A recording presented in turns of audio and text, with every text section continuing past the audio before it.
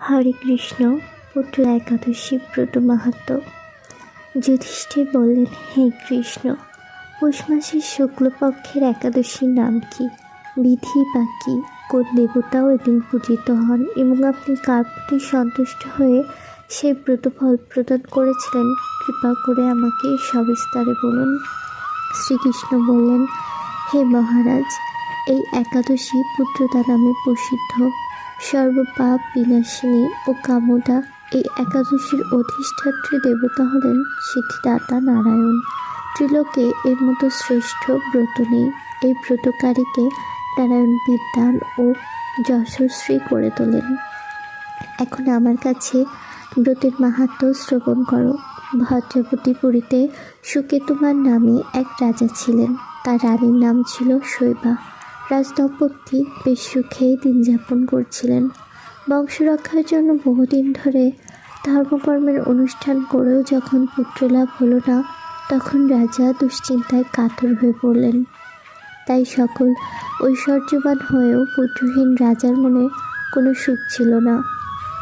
তিনি ভাবতেন, পুত্রহীনের জন্ম বৃদ্ধা ও গৃহশূন্য। পিতৃদেব মনুষ্যলোকের কাছে যে ঋণ শাস্ত্রে উল্লেখ আছে, তা পুত্র বিনা পরিশোধ হয় না। পুত্রবাঞ্জনের এই জগতে যশলাভ ও উত্তম গতি লাভ হয় এবং তাদের আয়ু, আরোগ্য লাভ, সম্পত্তি প্রভৃতি বিদ্যমান থাকে। নানা দুশ্চিন্তাগ্রস্ত রাজা আত্মহত্যা করবেন বলে স্থির করলেন, কিন্তু পরে বিচার করে দেখলেন আত্মহত্যা মহাপাপ। এর ফলে কেবল দেহের বিনাশ মাত্র হবে, কিন্তু আমার পুত্রহীনতা তো দূর হবে না। এরপর একদিন রাজা নিবিড় বনে গমন করলেন। বন ভ্রমণ করতে করতে দ্বীপ্রহর অতিক্রান্ত হলে রাজা ক্ষুধা তৃষ্ণায় অত্যন্ত কাতর হলেন। এদিক ওদিক জলাধির অনুসন্ধান করতে লাগলেন। তিনি চক্রবাক, রাজহংস ও নানা রকম মাছে পরিপূর্ণ একটি মনোরম সরোবর দেখতে পেলেন। সরোবরের কাছে মুনিদের একটি আশ্রম ছিল। তিনি সেখানে উপস্থিত হলেন। সরোবরের তীরে মুনিগণ বেদপাঠ করছিলেন।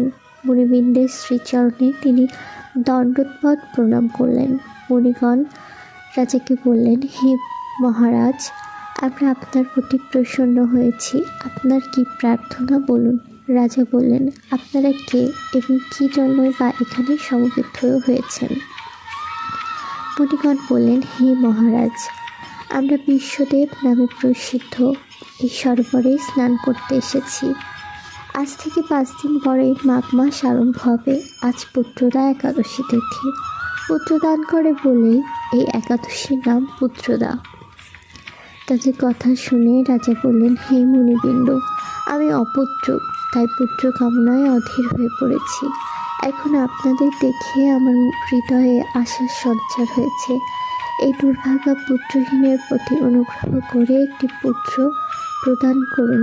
মুনিগণ বললেন, হে মহারাজ, আজ সেই পুত্রদা একাদশী তিথি, তাই এখনই আপনি এই ব্রত পালন করুন। ভগবান শ্রীকেশবের অনুগ্রহে অবশ্যই আপনার পুত্র লাভ হবে। মুনিদের কথা শোনার পর যথাবিধানে রাজা কেবল ফলমূলাদি আহার করে সেই ব্রত অনুষ্ঠান করলেন। দ্বাদশী দিনে উপযুক্ত সময়ে শস্যাদি সহকারে পালন করলেন। মুনিদের প্রণাম নিবেদন করে নিজ গৃহে ফিরে এলেন। ব্রত প্রভাবে রাজার যথাসময়ে একটি তেজস্বী পুত্র লাভ হল।